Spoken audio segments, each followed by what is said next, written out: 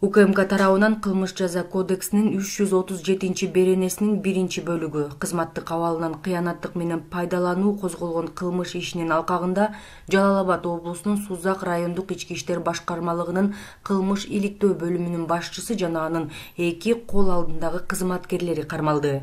2022 жылдын 9 декабрында кылмыштуу топтун 10го жакын мүчөсү Сузак районунун Ырыс айыл аймагында ок атуучу жана башка куралдарды колдонуу менен каракчылык кылганы аныкталган. Анын кесепетинен бир жаран жабыркап, бычактан алган жаракаттары менен ооруканага жеткирилген. Бирок Сузак райондук ички иштер бөлүмүнүн милиция кызматкерлери ошол кезде жетиштүү материалдарга карабастан оор кылмыш жасаган кылмыштуу топтун мүчөлөрүн табуу жана кармоо боюнча тийиштүү чараларды көрүшкөн эмес. Ошол эле учурда милиция кызматкерлери кармалгандарды кылмыш жоопкерчилигине тартпагандыгы үчүн алардан өзгөчө ири өлчөмдө пара алганы аныкталган.